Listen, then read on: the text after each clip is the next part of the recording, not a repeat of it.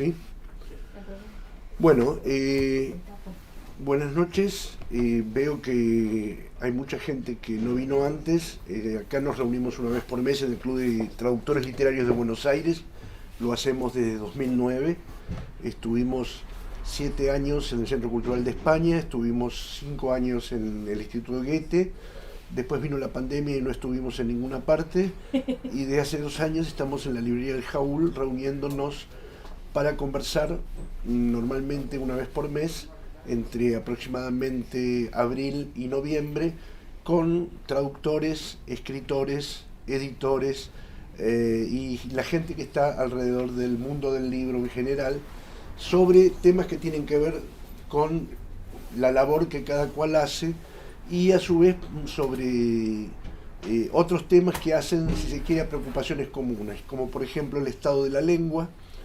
Cuando digo el estado de la lengua hablo de nuestra perpetua lucha contra los españoles y su mala prosodia. Lucha contra los españoles. Sí, recomendamos que no se use el diccionario de la academia, desaconsejamos las actividades del Instituto Cervantes, todo ese tipo de cosas que son muy llevaderas. Bueno, luego también hablamos del mundo editorial y lo hacemos desde muy distintas perspectivas, de uno y otro lado del mostrador. Los editores cuentan justamente los problemas que se les plantea para armar libros, los traductores y escritores, los problemas que se les plantean para escribirlos y traducirlos, y hablamos también de lo que en principio dio origen a estas reuniones, que es la parte administrativa. Empezamos nosotros en el 2009 justamente con otros traductores, un poco cansados de que las editoriales normalmente nos mintieran respecto de los pagos, respecto de las ventas, respecto de una cantidad de cuestiones, y a partir de eso buscamos una excusa para que estas reuniones se mantuvieran y encontramos como mejor excusa justamente el aspecto cultural, lo cual no impide que después sepamos qué editores se ponen de acuerdo para mantener las tarifas más bajas, quién paga bien, quién paga mal, y todo aquello que en una profesión tan solitaria como la del traductor normalmente no se sabe. Una o dos veces al año lo que hacemos también, hablando de toda la cuestión vinculada a las ediciones, es presentar el trabajo de una editorial desde distintas perspectivas, vale decir, desde el armado del catálogo, desde los problemas concretos que hacen a la editorial y también desde el punto de vista de las políticas de traducción que tienen para sus libros. Todas estas actividades que yo les comento están reunidas en el blog del Club de Traductores Literarios de Buenos Aires, al cual se entra poniendo el nombre en Google, y alimentamos ese blog aproximadamente durante 5 días a la semana, desde el mes de febrero al mes de diciembre. En enero nos tomamos vacaciones. Y ahí también colgamos todas las reuniones que hemos tenido desde ese entonces. Ya a esta altura del partido son fácil más de 100 reuniones. Algunas van a aparecer pronto en libro. Ahora estamos discutiendo justamente reunir las que tuvimos con Ricardo Piglia, Silvia Molo y Beatriz Sarlo en un único libro, para ver si ese material que está presente en internet también puede estar presente a través de libros.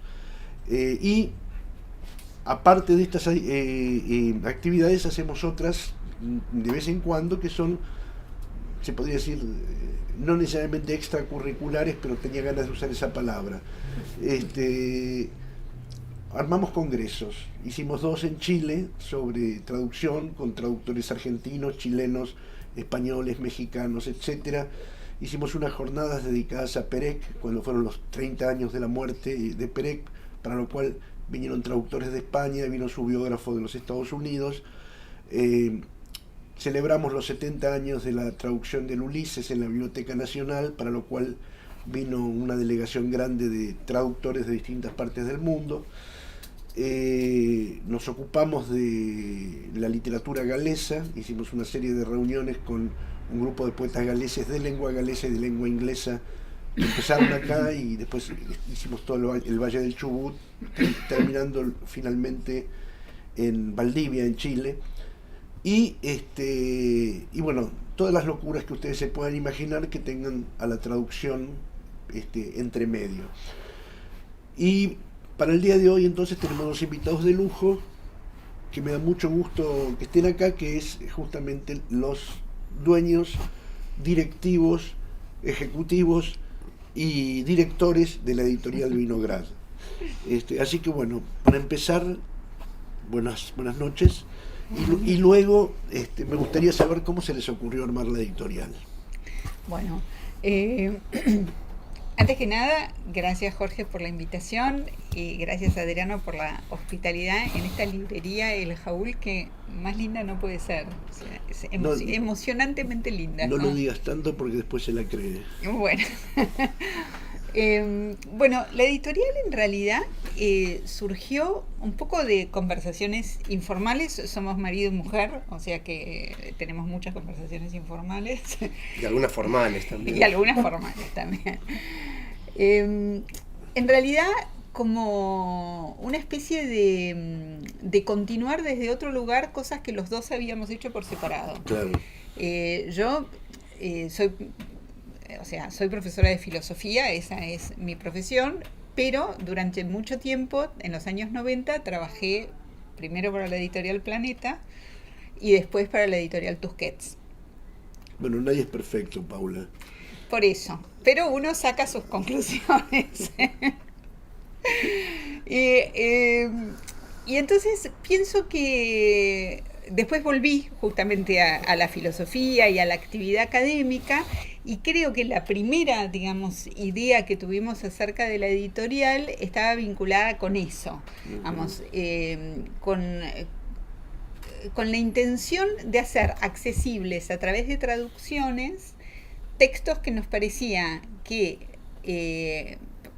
creíamos que iba a haber gente interesada, digamos, porque Buenos Aires es una ciudad muy efervescente culturalmente, bueno, y también otras ciudades del interior, ¿no es cierto? Entonces, no, yo lo que veía era que había como un interés por la filosofía en gente que no era específicamente formada académicamente en la filosofía, y que, vamos ahora a la Real Academia, y que las traducciones que andaban dando vuelta no los representan. O sea, yo me acuerdo, nosotros uno de los libros que justo acá no está en exhibición, pero que publicamos, es una traducción de Edipo Rey hecha por Esteban Bieda, que es un profesor de filosofía antigua y de griego, muy bueno. Y Esteban tiene toda una política de la traducción. Y me acuerdo que cuando presentamos Edipo Rey, lamentablemente no lo voy a poder reproducir de memoria, pero él hizo una lectura de una traducción de Edipo para Gredos o para alguna editorial española. Y claro, no tenía ningún significado, digamos, para uno. Él usa el voceo, pero lo usa de una manera muy elegante, digamos. Tampoco parece fuegos de artificio ni el intento de hacer algo popular, ¿no? Bueno, él tiene esa idea acerca de la traducción, y creo que nosotros, sin necesariamente, digamos, pedirle a los autores o a los autores, que para nosotros los traductores son autores, digamos, sin pedirle a los autores que se dediquen, que digamos, que usen el voz, o sí, lo que queríamos eran traducciones que pudiéramos leer, que cualquiera de nosotros pudiera leer y decir, bueno, sí, me está hablando, me está diciendo algo, ¿no? Así que creo que eso estuvo muy al origen de la editorial. Y después fue variando, porque en realidad esta idea mía de que había un interés, por ejemplo, los primeros libros nuestros fueron de Renacimiento, publicamos un libro de Savonarola, publicamos después un libro de Philip Sidney, bueno, en fin, esos libros no han tenido tanta salida. Entonces ahí nos dimos cuenta que en realidad les interesa más a los estudiantes. O sea, también estoy hablando de una de las colecciones, o de dos de las colecciones, que justo acá no está representada esa, pero no importa, esta es una de ellas, que es traducción de textos clásicos con ediciones bilingües, porque es importante para nosotros que también pueda el lector, si sabe la lengua original, cotejar qué hizo el traductor. Y bueno, perdí el hilo de lo que estaba diciendo. Estabas en el profesor que voceaba. En el profesor que voceaba, exacto. Bueno, no, yo lo que decía era que esos libros de Renacimiento por ahí no interesan tanto porque no hay cátedras dedicadas al Renacimiento, o sea, no es una cosa tan difundida, que para mí eran los de lectura como más amistosa. En cambio, los de las colecciones de filosofía medieval y filosofía antigua se venden más que los de Renacimiento, por ejemplo, cosas que uno aprende, ¿no? Además de esa colección, tenemos otra que dirige Alejandro, que es otra cosa, que no sé si querés hablar de eso. Bueno, en realidad yo cuando pensé, no sé de qué quería hablar, tampoco, y me alegro porque yo nunca sé muy bien cómo se llega a las cosas, ¿no? Si alguien me preguntara, Paula es mucho más articulada en eso, si a mí alguien me preguntara por qué hicimos la editorial, la verdad que yo sí podría dar una respuesta, por supuesto, pero no me la creería mucho. Entonces, por suerte, puedo aprovechar varias de las cosas que dijiste para tratar de ilustrarlo con una historia, que para mí siempre es la mejor manera de entender las cosas, y quizás de ahí logro articular una mejor respuesta. Pero vos hablaste de traductores, hablaste de la cultura galesa, de las visitas de los traductores, y yo me acuerdo que una vez me invitaron a Trelew, bueno, hay una mujer de Trelew acá, no, esto no fue en Trelew, fue en Esquel, perdón. Me invitaron a Esquel a una reunión de escritores patagónicos. Y bueno, esas cosas que pasan en el interior y en el sur muy marcadamente, la verdad que se habían ocupado muchísimo los que lo organizaron de armar un programa atractivo. Fue un programa súper interesante y muy activo. Y un día nos invitaron a un té, a tomar el té, un té galés en una iglesia, había un ensayo de un coro. Y después leyeron algunos poemas, o recitaron algunos poemas. Y entre los que recitaron los poemas había un señor grande, yo digo un viejo, pero seguro que era más joven que yo ahora, fue hace mucho esto, pero un señor grande con unas... No le voy a escribir mucho porque debe ser conocido, pero un señor grande, que había ganado varias veces yo no me acuerdo cómo es la palabra, el concurso. El Eisteddfod. El Eisteddfod, había ganado varias veces, en galés, porque hay una categoría en galés y una en castellano. Y él dijo que iba a leer un poema con el que había ganado, en galés. Y yo pensé, supongo que todos, qué plomazo esto, alguien leyendo un poema en galés. Y nos tradujo solamente un verso que era una especie de estribillo. El poema hablaba del viaje en el Mimosa de los primeros galeses que fueron a Puerto Madre, ¿no? Y el poema se llamaba, en galés, que no sé cómo se dice, cielo arriba, agua abajo. Y él nos dijo cómo se decía, o sea, en ese momento por un rato lo supe, ¿no? El sonido lo podía reconocer. Y era un verso que se repetía muchas veces. Y empezó a leer el poema. Y a mí se empezaron a caer las lágrimas, literalmente, no lo digo como una exageración. Me pareció una de las historias y de las lecturas más conmovedoras a las que asistí en mi vida. Y no digo que por eso hice la editorial, porque no es cierto. Pero cuando resignifico eso mucho tiempo después, me doy cuenta que aprendí muchas cosas, o que pensaba muchas cosas a las que le puso forma, ¿no es cierto?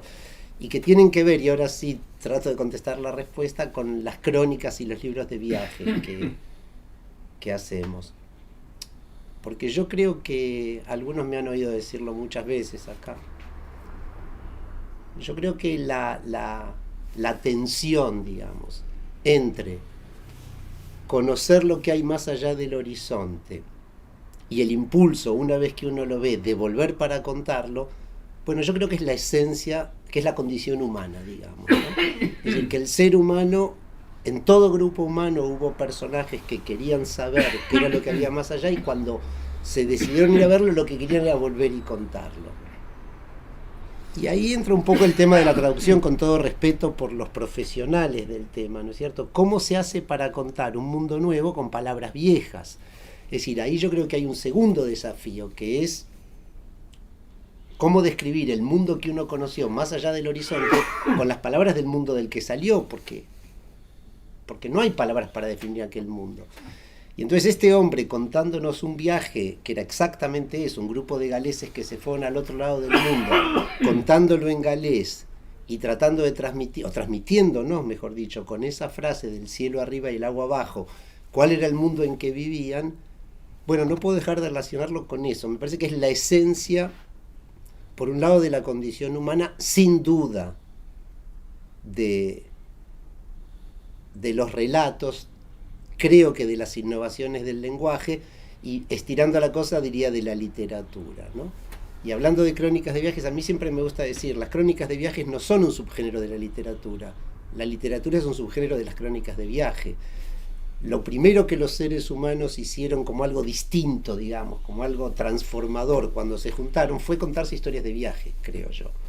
Y los pueblos, En fin. sí. Cuando incluso no sabían leer. No, mucho antes de leer, Por claro, eso. mucho antes de leer. Y para tratar de no perderme en esta divagación y volver a la editorial, bueno, a mí siempre me habían interesado mucho, bueno, creo que a todo el mundo en alguna etapa de la vida le gustaron no sé, La Isla del Tesoro, Julio Verne, y a todos nos gustó eso.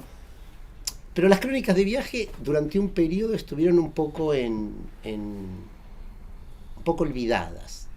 Es decir, no sé si es algo vinculado con la globalización, con la corrección política, con los discursos coloniales, no lo sé, pero yo creo que cuando yo era chico, si bien todos leíamos novelas de viajes y aventuras, las crónicas estaban un poco olvidadas. Y yo las redescubrí en Tierra del Fuego, porque yo trabajaba en un museo que tenía una colección de crónicas patagónicas muy valiosa y que, en fin, con la que estuvimos trabajando y empezamos a editar. Y creo que fue casualidad, porque en ese mismo proceso, en el interés que me despertó y en las cosas que empecé a escribir, digamos, me parece que paralelamente, de nuevo, no sé si fue otra vez la globalización, pero al revés, o si fue la pandemia, o si fueron los vuelos internacionales, o qué, pero de repente me da la impresión de que las crónicas de viajes volvieron a ser un tema que a la gente le interesa, ¿no? Cuando nosotros empezamos con alguna de las primeras crónicas, yo creo que las primeras que hicimos fueron estas en inglés. Claro, no porque estoy hay seguro. perdón que hago un paréntesis explicativo. Y es que Alejandro ya dirigía una colección de crónicas De Eudeva. para Eudeva, exacto. Entonces, digamos, bueno, yo había trabajado en estas editoriales, entonces un poco fue también aunar nuestro interés en la publicación y hacer lo que queríamos, ¿no? Claro, pero solo para terminar esta idea, No, por digo, eso. cuando hicimos esas primeras crónicas, bueno, era un capricho, para mí porque eran tan lindas en inglés, las de Eudeva son en castellano naturalmente, y me daba pena que no estuvieran publicadas, bueno, una es en su versión original, la otra más o menos, pero eso sería ir muy en detalle, pero me pareció que valía la pena publicarlas en inglés, en fin, para vender unos pocos ejemplares. Pero en ese proceso, y en alguna otra cosa en que estuve trabajando, me parece eso, que el interés de muchos lectores nos alcanzó por su cuenta, ¿no? Y hoy yo veo que lo que era una curiosidad, no sé, no me fijé acá todavía, pero que en muchas librerías, bueno, hay una pequeña sección de libros de viajes, que los libros de viajes de nuevo forman parte de lo que a la gente le interesa leer. Y no digo que lo hicimos por eso, pero en definitiva se sostiene por eso, ¿no es cierto? No sé si contesté algo. No, nada que ver, contestaste. Lo que Sí. falta es juntar las dos partes. O sea, está claro tu interés y está claro tu interés. ¿Cómo hicieron para hacerlo confluir en una misma editorial? Sí, yo cuando hablaba Alejandro pensaba, en realidad cuando hablaba sobre los relatos, digamos, sobre la necesidad de contar lo que uno había visto y contarlo cómo hacer con palabras viejas, contar lo nuevo. Pensaba en una palabra que es el desciframiento, que es, digamos, en lo que yo pensaba cuando pensaba en las traducciones. Creo que eso es un denominador común. Porque yo me acuerdo cuando yo tenía 3 o 4 años, que en casa de mis abuelos había unos libros encuadernados que no eran otra cosa que unas revistas de Disney. Pero que habían sido encuadernadas en unos gruesos tomos, y yo me acuerdo perfecto la sensación de estarlos mirando, y yo ni siquiera trataba de mirar los dibujos y reconstruir la historia a través de los dibujos, sino que me obsesionaban las letras y pensar cómo iba a romper esa barrera, ¿no? Y después me volví a encontrar con esa sensación, no con esa fuerza, pero parecida, cuando me empecé por ejemplo, cuando estaba leyendo un libro sobre Nicolás de Cusa, cuando recién empezaba a estudiar, que es el autor que yo estudio, que es un autor del siglo XV que escribe en latín, y entonces era literatura secundaria, ¿no? Alguien que hablaba sobre él, y de pronto citaba en latín, y yo me acuerdo la sensación de, acá hay una barrera que tengo que romper, que me recordaba eso. Y creo que los viajeros y los traductores, de algún modo, son ese puente, digamos, entre nosotros y un mundo que queremos descubrir. Que puede ser el mundo de la filosofía, puede ser el mundo de la literatura, o puede ser el mundo de los viajes, digamos, ¿no? El mundo geográfico. O sea que yo le encuentro ese denominador común a nuestro esfuerzo conjunto, digamos, que parece separado. ¿Cuántos títulos tienen publicados? Yo creo que 35, 33 ¿no? o 34, quizás 35. 35, sí, porque estuve armando el sitio web, así que... ¿Tienen algún tipo de promedio anual de libros? ¿Se calculan, vamos a sacar 2, 3, 4? ¿Cómo lo deciden? No, lo vamos haciendo... Yo creo que sacamos un promedio de 2 libros por año, ¿no es cierto? Sí. A veces 3, pero promedio, lo justo sería decir 2. Y en realidad no tenemos un ritmo profesional. ¿En qué sentido? En decir que armamos un plan de publicaciones y que después lo cumplimos, ¿no? Yo, por ejemplo, yo tenía un libro en la gatera ahora y me di cuenta que podía ser parte de una nueva colección, de una colección sobre mística. Entonces lo paramos y estamos con la diseñadora viendo tapas para enmarcarlo en otra colección. Entonces digo, como que las ideas o la creatividad, por decirlo de algún modo, y a veces también las dificultades financieras para sacar más de un libro, claro, todo eso, digamos, hace que no tengamos como un ritmo establecido como otras por ahí editoriales, ¿no? Y otra cuestión más que también quería preguntarles, ¿cuántas colecciones tienen? Bueno, una de las cosas que hablamos al principio fue no enloquecernos con las colecciones, porque por mi experiencia en Planeta yo sabía que las colecciones son, no sé si todavía, porque pasaron muchos años, más de 30, pero eran, digamos, algo que pedían los libreros y que eran el castigo de los editores, porque después la tenés que sostener.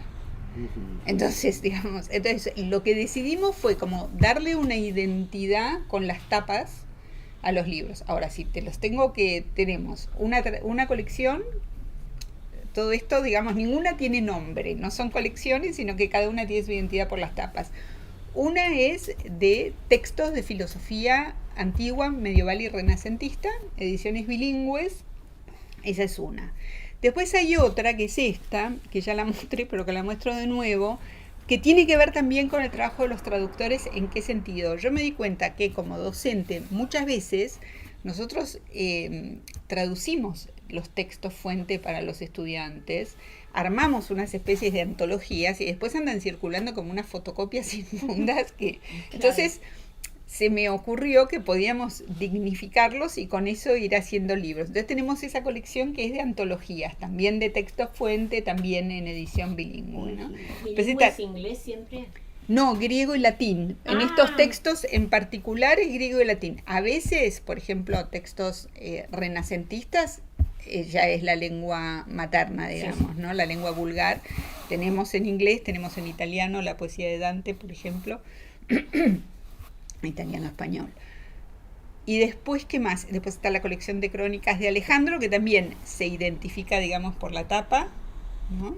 Sí, pero si no hemos sido rigurosos... Pero es elástico. No, sí. Bueno, pero sabemos más o menos, y ahora como estábamos justamente traduciendo, habíamos recibido un texto de mística medieval, que ya lo estábamos preparando y qué sé yo, y me di cuenta que tenía 3 más en la gatera. Entonces dije, no, la verdad es que la mística merece sus propias tapas, digamos, sino una colección aparte. Sí, me parece que es como un ida y vuelta también, por lo menos para mí, digamos, lo digo con total franqueza, con los lectores, ¿no es cierto?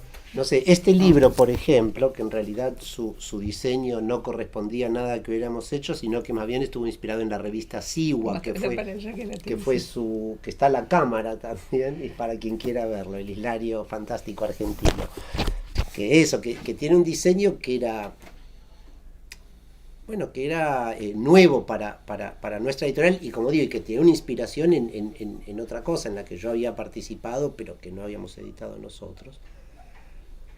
Bueno, pero el libro, en fin, generó entusiasmo, tuvo muchos lectores y además era algo que nos interesaba. Entonces hicimos un par de libros más con ese mismo, no sé cómo decirlo, ese mismo tono, y para reflejar, porque finalmente son libros, uno los ve así, ¿no es cierto? Entonces, para reflejar que tiene el mismo tono, también con un mismo aspecto.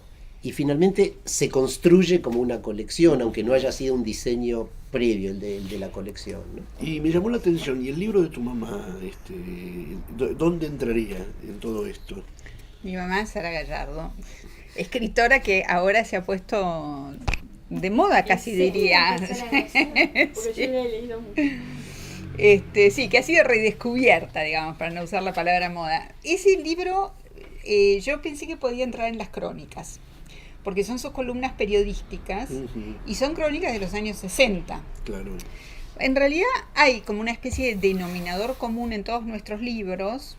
Bueno, no en todos, de nuevo, siempre está la excepción, no importa, pero en las crónicas, en los libros de traducción bilingüe, y es que son de tiempos pasados, digamos. Entonces, si bien no publicamos crónicas contemporáneas, los años 60 nos pareció que ya estaba suficientemente distante en el tiempo y hay una investigadora y escritora que se llama Lucía de Leone, que había hecho todo un trabajo de investigación de las columnas periodísticas de mi madre, que fue su tesis de doctorado, creo. Bueno, me lo dio a leer y bueno, y así fue saliendo la idea del libro, del que no nos hemos arrepentido porque es muy divertido, ¿no? Sí. Es muy gracioso. Sí, Realmente. pero aparte yo tengo el recuerdo, no de nuevo, no con la precisión de que haya sido una discusión teórica muy profunda, pero de que hablamos de que era un poco, contribuía a estirar de algún modo el límite de nuestras crónicas, ¿no es cierto? Es decir, nosotros además de las que están ahí, de esas dos en inglés, de esa colección, ahí sí que es una colección, tenemos un par de crónicas de Malvinas, una, en fin, relativamente contemporánea de la época de la guerra, y la otra de fragmentos escritos entre el 1600 y el momento de la edición del libro, ¿no? No digo el presente, pues ya tiene unos años. Y estas que son crónicas de viajes, si se quiere, clásicas, digamos, ¿no es cierto? Entonces nos parecía que en ese espacio temporal y conceptual definido por esos libros, bueno, se encuadraban bien también las observaciones del mundo, de la realidad y de algunos viajes de un periodista de los años 60, ¿no es cierto? De una periodista de los años 60. Entonces nos parecía que una crónica no es solamente un libro. Para mí sí, una crónica en principio era como el libro de un capitán que fue a la Patagonia, volvió y lo cuenta. Pero bueno, pero sé que no es eso, ¿no es cierto? Y de algún modo lo fuimos estirando. Porque además, bueno, uno haciendo lo va aprendiendo también, ¿no?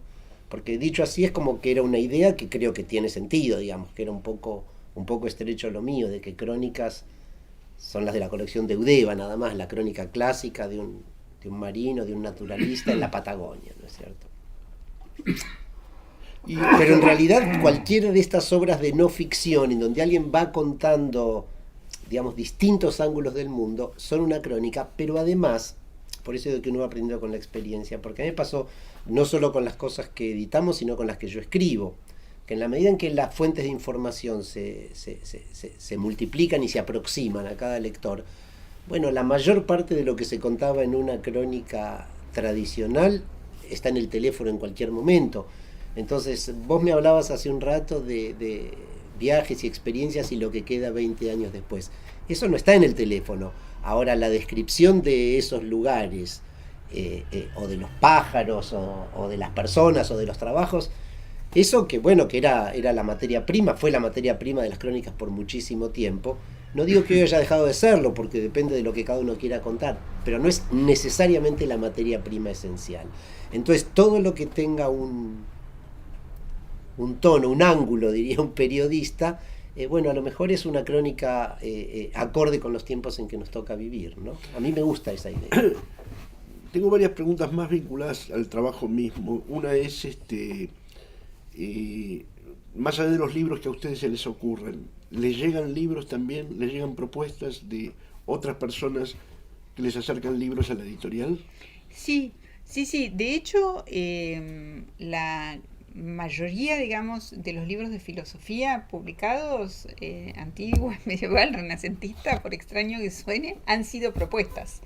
Este libro, por ejemplo, de Platón Cosmólogo, que es la recepción del Timeo desde la Edad Media hasta la modernidad temprana, o sea, es un trabajo de un equipo de investigación sobre cómo fue la recepción del Timeo de Platón, ¿no?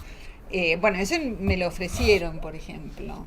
Son colegas, nos conocemos, pero sí, el Tristram también, Sir Tristram también, sí. El diccionario de criaturas. El diccionario de criaturas, que es de esta misma colección, que es uno que vendimos como locos en la feria de editores. El diccionario de criaturas. Sí, que ese tiene su historia graciosa, parece una novela a la historia, un experto en uno de esos programas de computación, digo, de contabilidad, no sé, de tipo el tango, pero alguna cosa más moderna que el tango, supongo yo, ¿no es cierto? Pero un experto en eso. Luciano Hernández, que como hobby estudiaba criaturas fantásticas, que lo dice muy precisamente, no es cualquier ser fantástico, no es un dios, no es un duende, no es un demonio, no es un elfo, sino que es una criatura que tiene algo de animal y algo de humano, y que corresponde a una tradición folclórica particular. Más o menos así es la definición. Y nos presentó un catálogo, digo, que era casi tan riguroso como un tratado de zoología, ¿no es cierto?, sobre eso. Bueno, fue una propuesta de alguien que no lo conocíamos, que no tenía vínculos con el mundo literario. Bueno, ya lo publicó en España, en México. Sí, le fue bárbaro, el libro fue un se éxito lo merece, el libro, sí. Pero fue no solo una propuesta, sino un descubrimiento también en términos conceptuales, digamos, fue un descubrimiento, ¿no? Sí, ese lo hicimos en la misma colección que el Hilario Fantástico, porque nos pareció que tenía un tono parecido. Sí. Otra pregunta práctica, ¿cómo distribuyen los libros? Bueno, eso es un poco siempre complicado. Nosotros tenemos una distribuidora, ¿no es cierto? Tenemos una distribuidora y tenemos también una persona que está a cargo del área de distribución de los libros.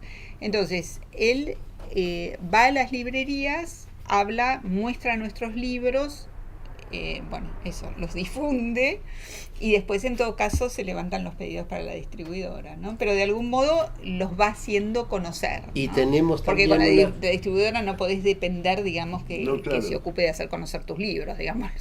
No, y también una relación que es como una especie de subdistribuidora un poco particular con Cúspide, que nos compra unas cantidades importantes de libros muy cada tanto, porque se venden lentamente, no engaño a nadie con eso, pero digamos que los tienen, que los venden ellos nada más, pero son, no sé, ¿cuántas son las Cúspides? 30, 40, ¿cuántas son? ¿Tenés idea? Pero son muchas librerías, ¿no es cierto? Y nos hacen cada tanto, última vez yo me acuerdo porque eran cajones de libros, ¿no es cierto? Y sí, hacen su propia organización, no es exactamente una distribución, pero de algún modo lo es, ¿no? ¿Cuál es la tirada promedio? 200. Sí, es difícil porque... Y ahora ya pasó a ser 200. Claro, eran 2.000 o 3.000 y ahora son 200. Nosotros empezamos hace casi 20 años, Ale, no sé si te das cuenta, pero era el 2007, o sea que es impresionante la velocidad, pero es así. Y en ese momento, yo venía muy formateada también por mis experiencias en Planeta y en Tusquets, aunque habían sido también mucho tiempo antes, pero cambió mucho todo, ¿viste? En un tiempo muy rápido todo el mercado editorial. Entonces, yo tenía la idea, nuestra primera distribuidora fue Cúspide. Tenía la idea de que nosotros no podíamos ir con nuestros 3 primeros libros, digamos, a pedirles a ellos que ocuparan lugar en librerías si no hacíamos una tirada por lo menos de 3.000 ejemplares. Entonces, nuestros 3 primeros títulos fueron una tirada de 3.000 ejemplares. Después las fuimos bajando y ya hará que 3 o 4 años, sobre todo desde que la impresión offset, ¿no es cierto? Que ahora ya es, digamos, uno puede hacer pocos ejemplares sin que, mejor dicho, cuando se agota una edición, podés reimprimir relativamente pocos y rápido sin que eso sea un costo muy grande como era antes. Entonces eso cambió mucho. Sí, ahí también ya entra un tema. Como cambiaron las librerías, cambió la distribución, Instagram, o sea, Claro. En un sentido se volvió mucho más fácil para una editorial chiquita independiente como la nuestra. Sí, pero de todos modos hay distintas estrategias, ¿no? Digo, no quiero desviarme con un tema comercial porque no los conozco mucho, pero yo veo que hay editoriales chicas también, que realmente depende de dónde uno ponga el acento, ¿no es cierto? Que con la idea, porque obviamente hacer 3.000 ejemplares por ejemplar es más barato que hacer 200, digo, por más tecnologías que haya, es verdad eso. Y yo veo que hay editoriales chicas y sobre todo hay distribuidores, no sé cómo decirlo, distribuidores no los más grandes, sino distribuidores de editoriales independientes que mantienen ese criterio, que lo importante es digamos, que la ganancia por cada libro sea lo más grande posible y imprimen cantidades muy grandes de libros, bueno, que después debe ser bastante difícil de vender, que es un negocio me parece de mucho esfuerzo, pero veo que eso también ocurre. Y sobre todo veo algunas distribuidoras que presionan en ese sentido con la idea un poco lo que decía Paula, de que el libro pueda estar en todas las librerías, ¿no es cierto? En fin, no es nuestro criterio, respeto que hay otros, y a mí me parece que es de mucho riesgo eso, ¿no es cierto? Pero no es que no exista, digamos. No, desde ya. La otra pregunta, ¿hacen viajar los libros? ¿Exportan libros? No. Muy poco. Muy sí. poco. Vendemos por pedido, digamos, si alguien me escribe, me los pide, se los mandamos. Somos miembros de la Cámara del Libro, sé que hay un acuerdo con DHL, o sea, no nos es caro mandar libros al exterior. Tuvimos alguna experiencia, una vez mandamos a España, pero la última fue muy mala, porque había una distribuidora, tampoco voy a decir el nombre porque también debe ser Es la parte más conocida. interesante. Sí, el nombre no lo voy a decir. No, teníamos un vínculo amistoso, teníamos las mejores recomendaciones, Por suerte no me acuerdo de lo muy que especializada en América Latina. porque si no hablaría. Y le mandamos un montón de libros. Y nunca respondían. Y después el que era mi contacto, bueno, por cómo había llegado, la hermana era amiga mía, le digo, quiero hablar con tu hermano, estoy un poco incómodo, qué sé yo. Bueno, ya apareció el hermano, se había ido de la distribuidora, era uno de los dueños, creía yo, tampoco sé exacto, creo que era uno de los dueños, en Perú estaba la distribuidora. Bueno, cada vez da más detalles. No, bueno, pero Perú hay un montón es una especie de hub literal. No sos muy desconfiado, Alejandro. Y bueno, y era un gran plan y no funcionó. Después a Uruguay era mucho más modesto, pero Uruguay también vendimos libros, no una distribución, pero mandamos libros y se llevaban libros de Uruguay, y a Bolivia también. Pero eso en realidad, para mí eso funcionaba bien. Eso lo que lo cambió fue, digamos, la situación del país, que los libros en Argentina eran muy baratos y ahora ya no lo son más. Me acuerdo la última vez que le vendimos a los uruguayos, bueno, un librero más o menos importante de Tristán Narvaja, que me decía, hay 30 librerías en 4 cuadras, entonces él hacía una distribución. Pero claro, la primera vez él decía, o la segunda, no me acuerdo, él decía, yo puedo comprar los libros acá en una librería al precio de tapa y ir a Uruguay y venderlos. Y todavía con eso era viable, digamos. Bueno, y ahora, digo, la última feria que estuvimos, ni vinieron los uruguayos, y la anteúltima vinieron y se llevaron la cuarta parte de los libros que se llevaban antes. O sea que también en ese sentido lo de la distribución, por lo menos a nuestra escala, esa distribución pequeña y local, veremos cómo terminan estas idas y vueltas de los dólares y los costos. Hoy está en un momento difícil, ¿no? Sí. Bueno, ¿y se hacen presentes ustedes en ferias fuera de Argentina? No. No, fuera de Argentina no. No, yo digamos, de editoriales independientes bueno, hay muchísimas que trabajan, ¿no? Pero digamos que yo los veo porque en cierto sentido son mucho más jóvenes, pero también son un matrimonio, empezaron, que crecieron muchísimo, es Fiordo, digamos, no sé qué. Además tienen ahora toda la obra de mi madre, así que tenemos, digamos, un trato frecuente. Pero Fiordo, yo los veía trabajar y me llenaban de admiración porque era un proyecto diferente al nuestro. El nuestro claro. no es eso. Pero ellos iban a todas las ferias, digamos, es una editorial que creció mucho, que entiendo que sigue siendo de ellos, me consta, digamos, que sigue siendo de ellos dos. Y ahora, esto te lo digo porque me pareció que te interesaba el tema de cómo se arman las ventas al exterior. Armaron una especie de sucursal en España. O sea, en España está todo muy, digamos, contabilizado, no es fácil, no es flexible, digamos, el intercambio comercial. pero digamos hasta con contador, o sea que... Bueno, con te impresión quiero de libros, con es un impresión poco de libros, distinto, con un ¿no? contador, claro, pero te quiero decir que para nosotros esa es digamos, no es nuestro proyecto, pero tampoco es una rendija por la que decís, bueno, podemos llevar, no sé, 10 libros, mandárselos a un librero amigo, porque no funciona así No, cada país lo tiene, comercial, ¿viste? cada país tiene una circunstancia Sí. distinta. Yo sé de varios libreros latinoamericanos que lo que hicieron fue montarse sellos con otro nombre en España y que tienen simplemente un administrador y una imprenta, todo el resto es automático, Claro. pero gracias a tener una editorial en España acceden a los subsidios de la Comunidad Europea, a los subsidios de la autonomía en la que están trabajando, y hacen coediciones con la editorial propia latinoamericana, con lo cual bajan los costos de una manera increíble y Claro. venden.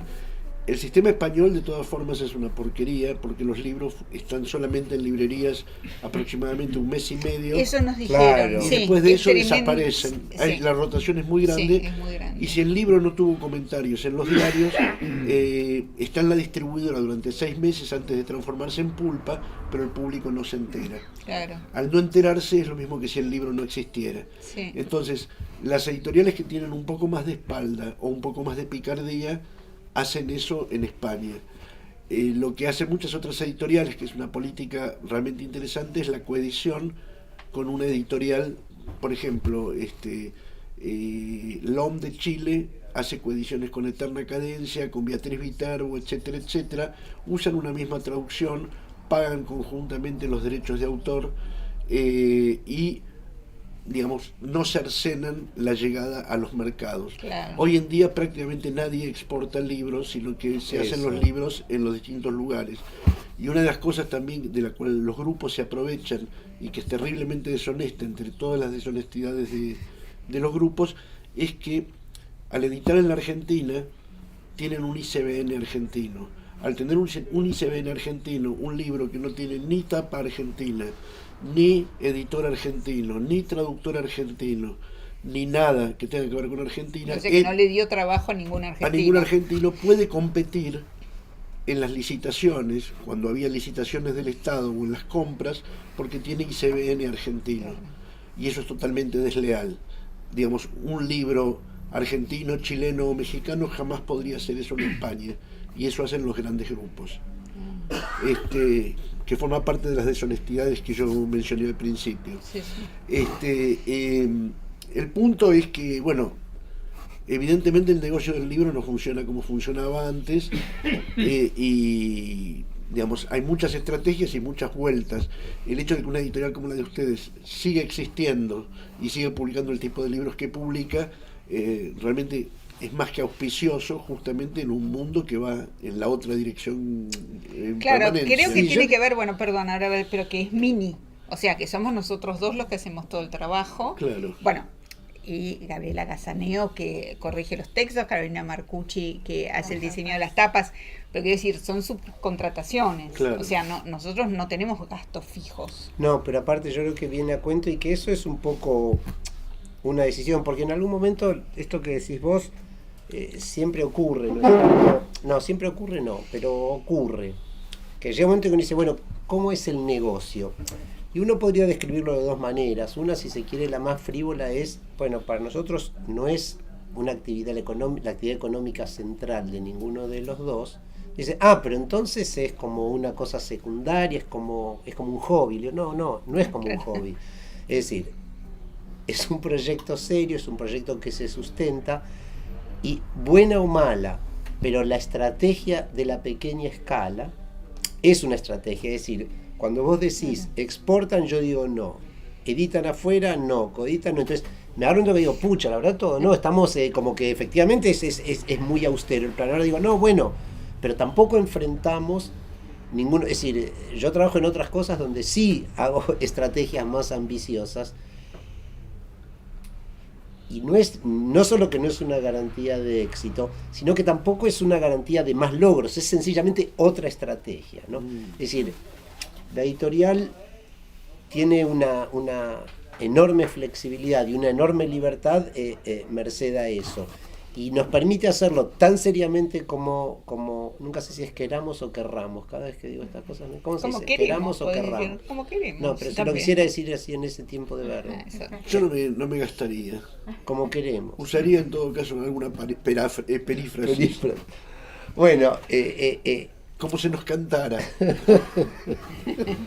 claro, pero no digo, claro, lo podemos hacer como queremos, al ritmo que queremos, pero digamos, teniendo muy claro que en ese orden y en esa escala tiene todas las exigencias de un proyecto Claro. profesional Claro. y serio, Claro. digamos, ¿no es cierto? Es decir, en fin, digo, pues sí, tonterías, pero digamos, es decir, pedimos y pagamos créditos, pedimos y pagamos, digo, contratamos y pagamos honorarios, etcétera, etcétera, etcétera, digamos, ¿no? Ahora, Sí, no, y nunca no hemos lo hacemos apostado. en casa con una computadora. Claro, nada, nunca quiero hemos decir, pero nunca hemos contratamos apostado diseñador, tampoco. contratamos personas a cargo de la edición, revisores, sí, perdón.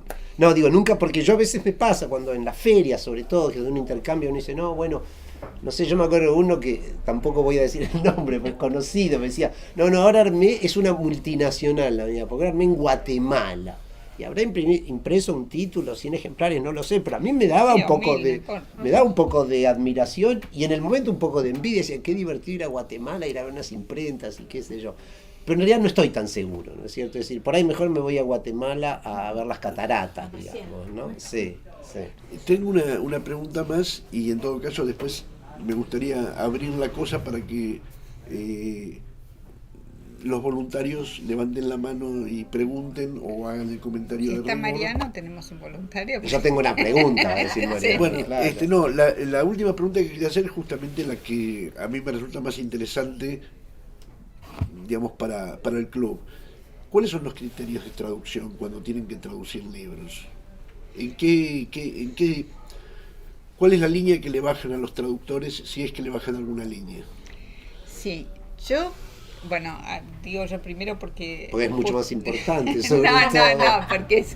porque es donde hay más traducciones. Obvio. Podés decirle sí, querida. Estas son las conversaciones formales que se hablaba al principio. No, quiero decir, indicaciones generales que por lo general, perdón por la redundancia, no es necesario dar, pero si querés criterio de corrección o de revisión, ¿no es cierto? Bueno, que sean inteligibles y estén escritas en buen castellano, o en buen español, cosa que es mucho, aunque parezca una boutade, porque sobre todo en las traducciones de textos filosóficos, muchas veces, y todavía hay muchos traductores que tienen miedo de no traducir literalmente. Ujú. Entonces te encontrás con traducciones que son a veces transliteraciones. Vos decís, bueno, pero esta palabra en castellano no quiere decir esto o quiere decir otra cosa. No, pero la usó el autor. Sí, pero la usó en latín. O sea, entonces, eso para mí es un criterio importante, digamos. O sea, que la traducción haga justamente que el lector pueda descifrar el texto, ¿no es cierto? Sí. Para mí es importante la claridad. Como son textos de filosofía, me parece un trabajo menos difícil que el del traductor literario, que me imagino que tiene que atender a muchísimas otras sutilezas, ¿no es cierto? Ujú. Entonces creo que hay un vocabulario técnico que respetar, que por lo general el traductor lo conoce, y las leyes de la lengua española, no sé si las dictadas por la RAE, pero por lo menos las que hacen que cuando uno lea algo lo pueda reconocer. Lo pueda ¿no? reconocer, Sí, sí. sí. Pero además, yo respeto bastante el criterio de los traductores porque en realidad siempre nuestra idea fue que los traductores eran nuestros autores. Digamos, Alberto Magno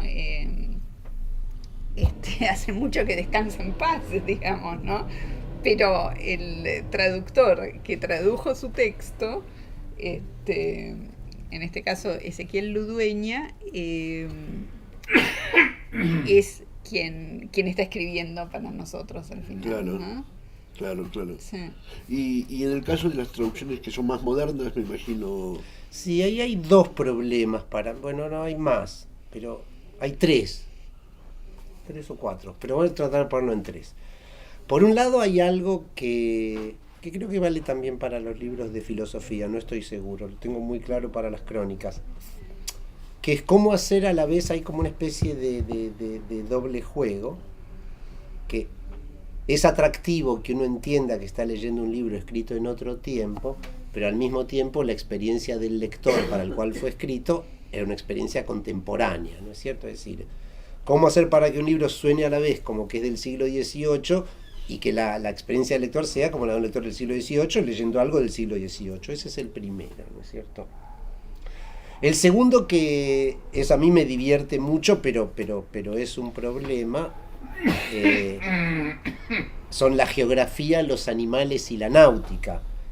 Con todo el respeto por vos y por todos tus colegas, es bastante frecuente que el eje de la cultura de los traductores sea más bien urbano, y que cuando, no sé, ahora pienso en un libro de Eudeva, no de los nuestros, pero vale, cuando Bougainville describe con mucho detalle la maniobra con la cual logra zafar su fragata de no encallar en un atolón, bueno, cada renglón de esas 2 o 3 páginas, el que él lo cuenta, para mí era un desafío muy muy grande, donde en algún momento tenía que de algún modo ser menos respetuoso con el traductor de lo que dice Paola y ponerme de algún modo al frente y decir, no, acá lo que pasó es esto, no es que digo que yo lo escribo, pero acá lo que pasó es esto, ¿no es cierto? Si no entendemos lo que pasó, no lo podemos contar, digamos, ¿no?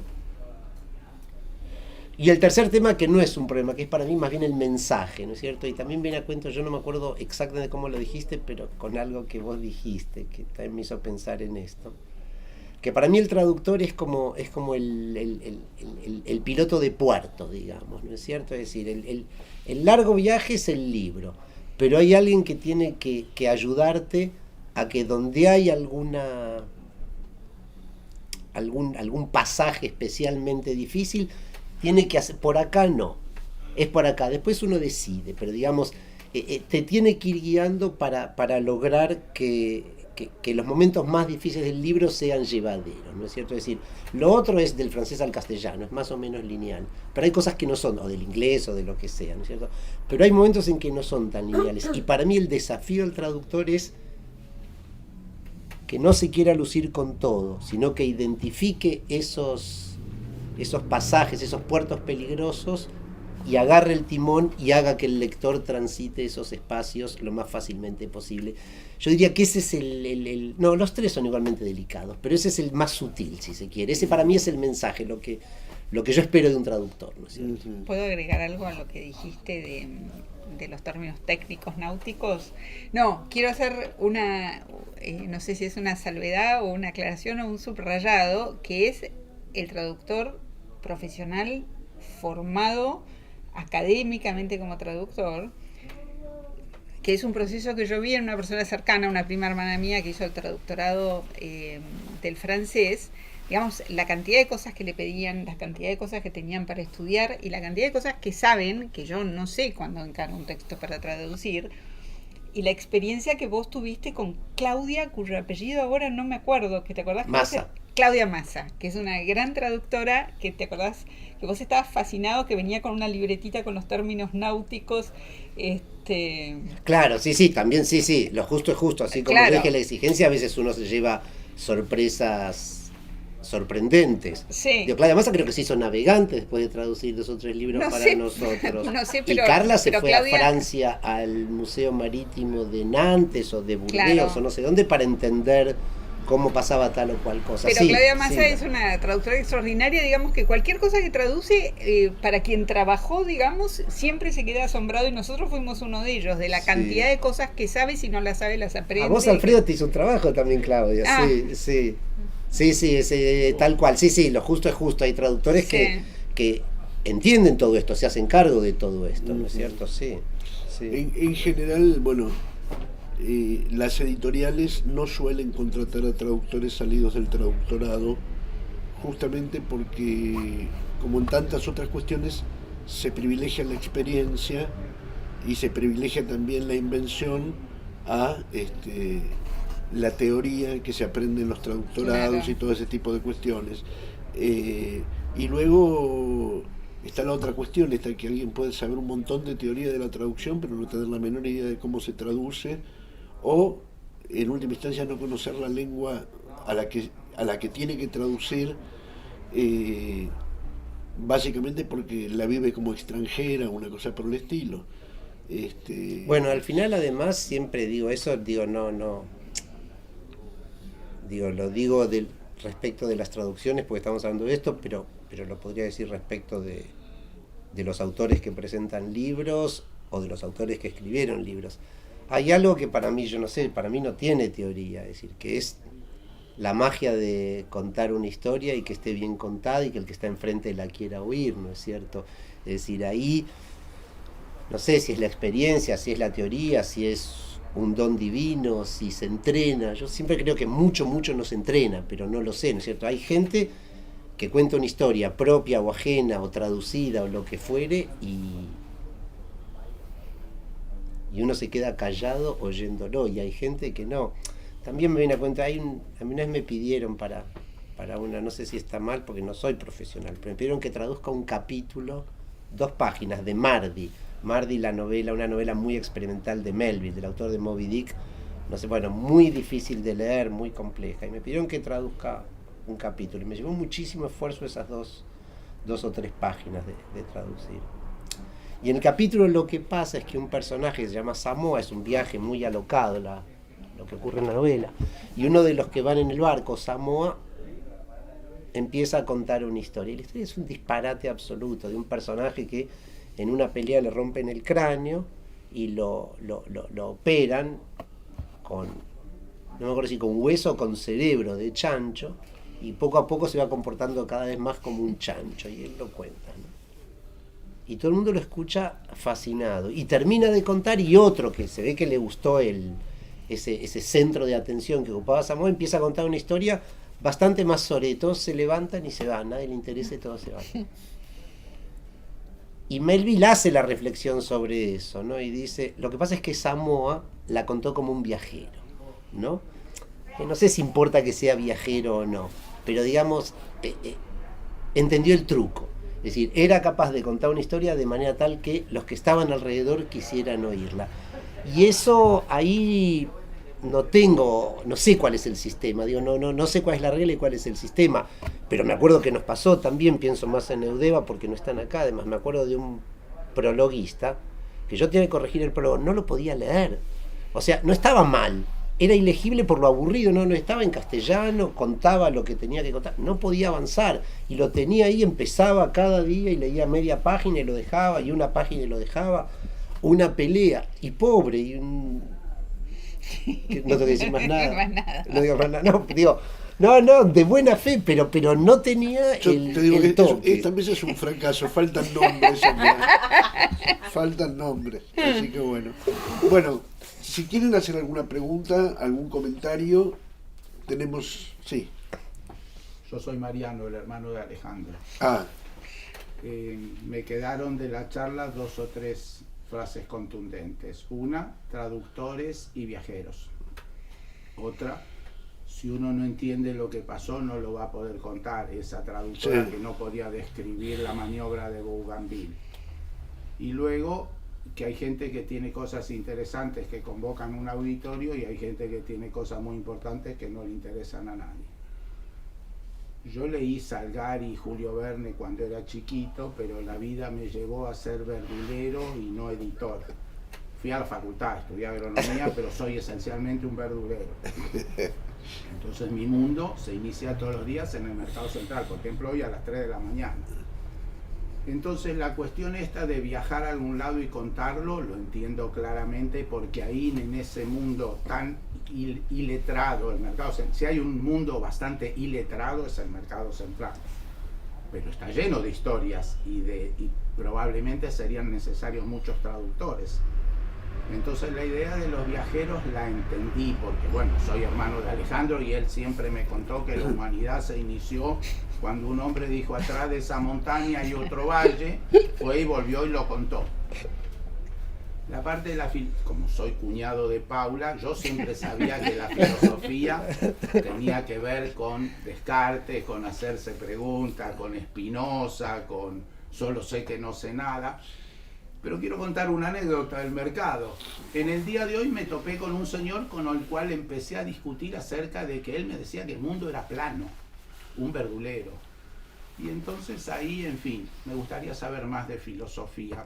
¿Qué le digo a un señor que además de hablarme de Racing Independiente y le digo no me interesa, termina tratando de interesarme Eso con la idea de que el mundo es plano? lo tenés que hablar con tu hermano porque él defiende a quienes defiende Claro. el Yo punto me de enojé vista. mucho, yo me Bueno. enojé No, mucho. el mundo no es esférico, es decir, esa es la gracia del asunto.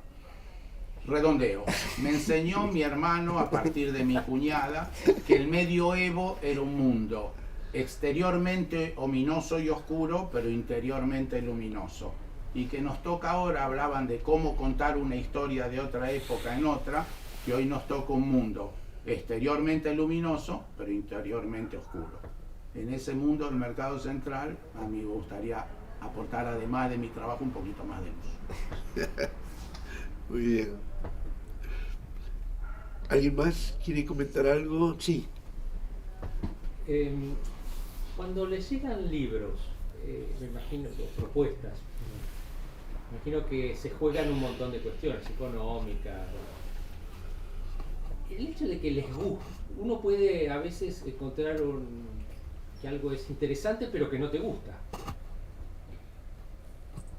¿Publicarían un libro que no les gusta porque lo encuentran interesante?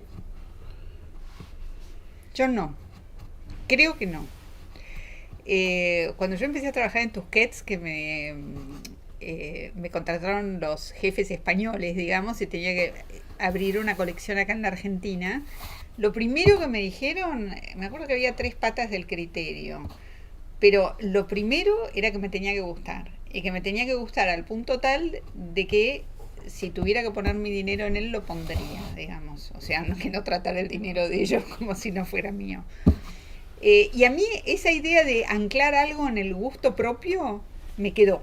No sé, Ale, si vos tenés una noción más objetiva. No, si a mí no me gusta y le gusta a Paula, sí lo publicaría. No, bueno, viceversa, qué vivo.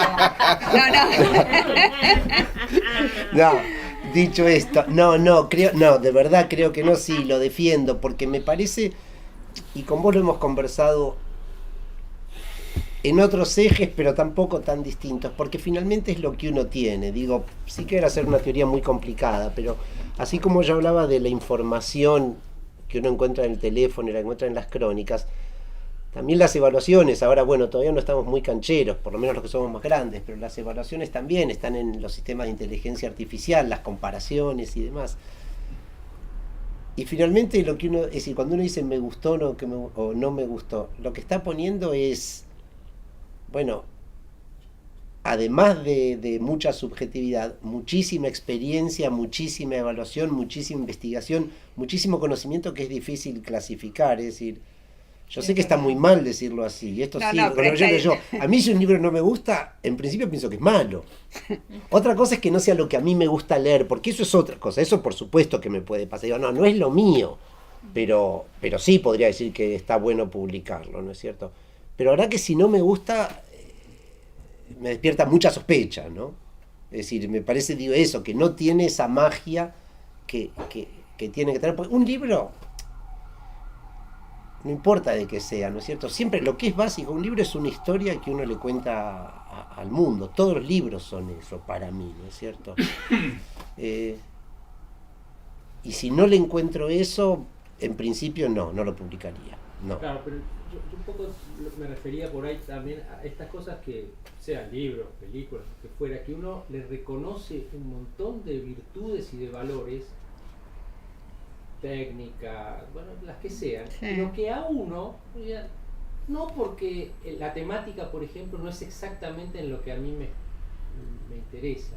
Y yo por ahí, claro, yo no tengo que publicarle a nadie, pero digo, tal vez si fuera el caso me pondría en un dilema, porque digo, es el criterio de que me guste como criterio excluyente, tal vez. Sí, pero Claro, hay pero una acá- trampa. Sí, perdón. No, pero pienso que acá, bueno, primero que el que me gusta, creo que en tu caso, cuando ves cine, o en el nuestro, cuando evaluamos un libro, un poco lo que decía Alejandro, son criterios a nuestra edad ya formados y formados por mucha experiencia. Entonces uno puede confiar. Por más que uno no tenga la teoría para explicarlo, Claro, ¿no? creo que uno puede... y en este caso particular, te diría que poniendo nosotros el dinero para hacer los libros, no veo ninguna razón por la que publicar algo que no nos gusta. En pero yo- Tusquets, por ejemplo, en donde tenía una responsabilidad frente a mis jefes, si me traían algo que tenía una posibilidad comercial y que a mí no me gustaba, decía, bueno, sí, vamos para adelante. Pero desoyendo lo que me habían dicho que me tenía que gustar.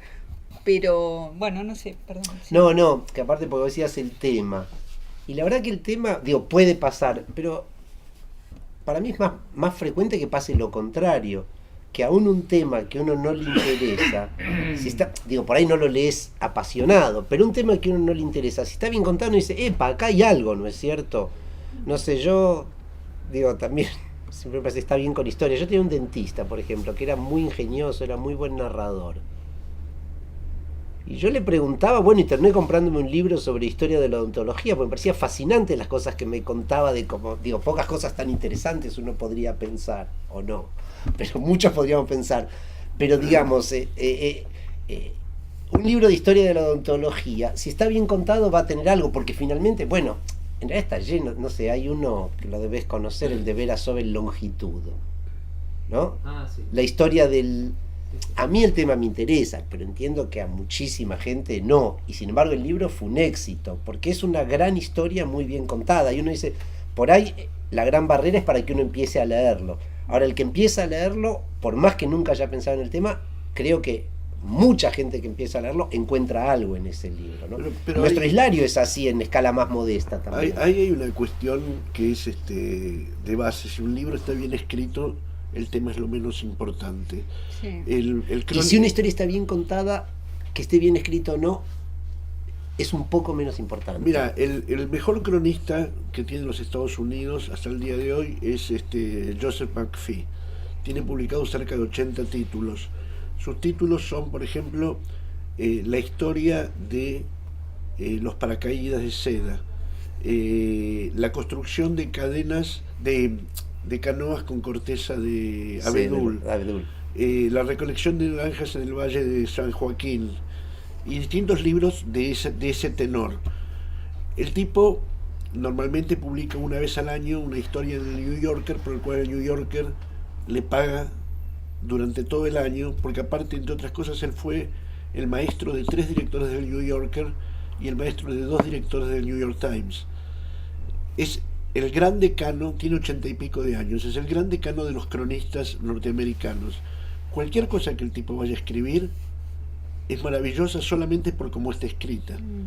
Es un caso, uno mucho más conocido, el de Stephen Jay Gould, un paleontólogo que escribe sobre historias vinculadas a la evolución y historias vinculadas también a la historia de la ciencia y el contenido de los museos.